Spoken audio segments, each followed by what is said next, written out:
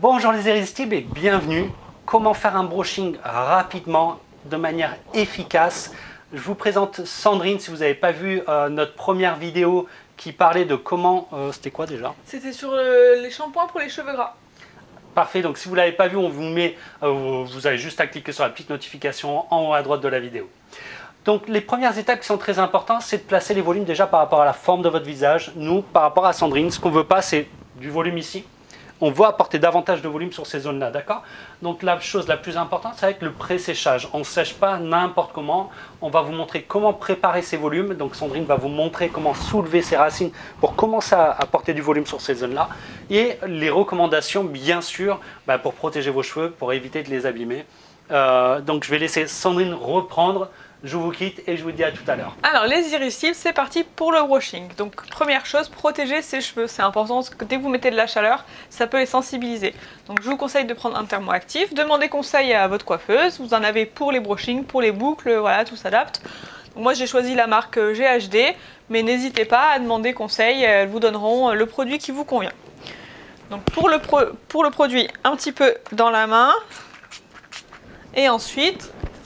hop, on vient appliquer sur les cheveux, voilà. L'avantage de le mettre sur les mains, c'est que du coup après avec vos doigts, vous pouvez bien passer à l'intérieur de votre chevelure pour être sûr d'en avoir mis partout.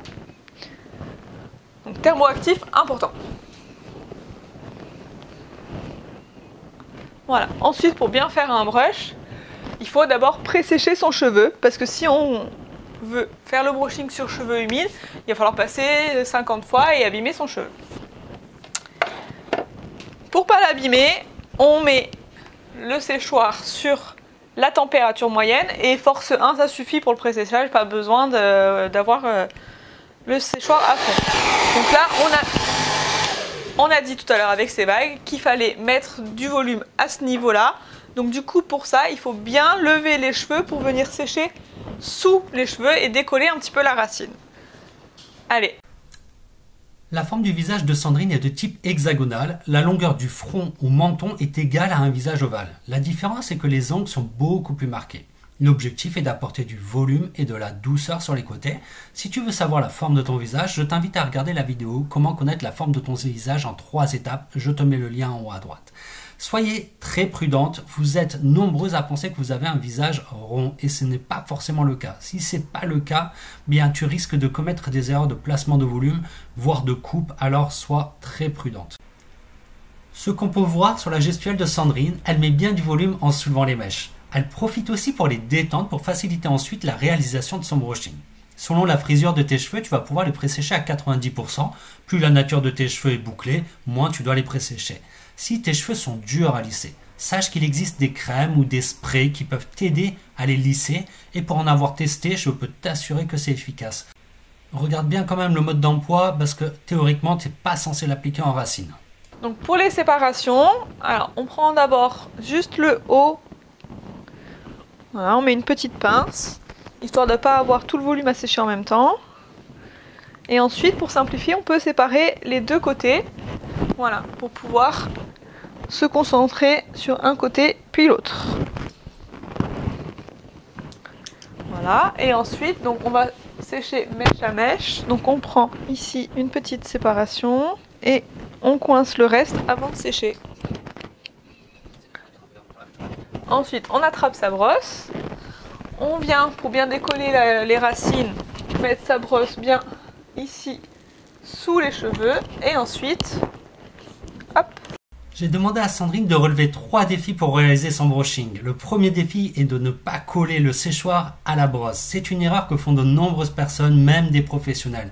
Alors c'est vrai que ça complique la tâche, mais habitue-toi à ne pas le faire pour le bien de tes cheveux et ainsi que pour la durée de vie de ton séchoir. Mon deuxième défi est de ne pas mettre la chaleur au max. Une fois de plus, ça complique légèrement le brushing puisque plus c'est chaud, plus c'est facile à lisser. Mon troisième défi pour Sandrine, c'est de ne pas passer la brosse plus de 5 fois sur chaque mèche, pour la simple et bonne raison que ça finirait par abîmer ses cheveux, et de plus d'avoir les bras en l'air, c'est douloureux.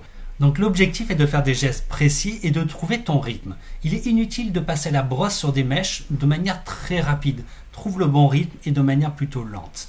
Ces 3 défis vont naturellement compliquer la tâche à Sandrine, mais rappelle-toi toujours que la première fois, c'est pas évident, mais à force de le répéter, tout ça deviendra naturel et à force, tu n'auras plus aucune difficulté à réaliser ton brushing.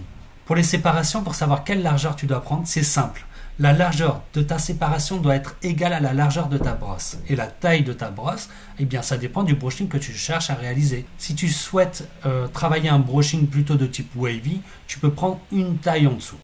Alors pourquoi ne pas utiliser un lisseur? Eh bien, tu peux réaliser avec ton lisseur des volumes qui sont assez similaires. Il faut vraiment que tu travailles une gestuelle qui soit vraiment parfaite parce que le lisseur, tu n'as pas le droit à l'erreur.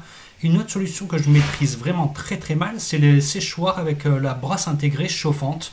Donc si tu t'en sers, eh bien écoute, si tu peux nous partager en commentaire ton avis, ça serait tip top. Les irrésistibles, vous avez vu que faire un brushing, c'est pas tâche facile. C'est à force de répéter que vous allez vraiment trouver votre gestuelle. En tout cas, les conseils, les recommandations, c'est voilà, essayer de faire 3-4 passages de manière assez lente, d'accord?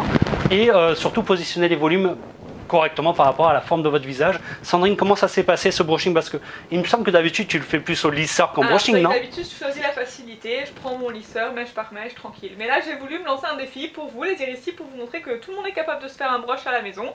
Alors j'avoue c'est pas simple, la brosse on sait pas trop où la mettre, comment se positionner. Le but c'est de se regarder dans la glace, essayer de bien observer votre coiffeuse la prochaine fois qu'elle vous le fait. Regardez comment elle fait, essayez de refaire la même chose à la maison, vous verrez bien. C'est pas parfait, mais j'ai essayé. Au top. On se retrouve la semaine prochaine avec, ou la semaine d'après en tout cas, pour une vidéo avec Émilie, notre deuxième community manager, pour une vidéo comment faire des boucles à la maison de manière encore une fois très facile et toujours positionnée par rapport à la forme de votre visage. On vous dit à très bientôt. Ciao, ciao. Ciao.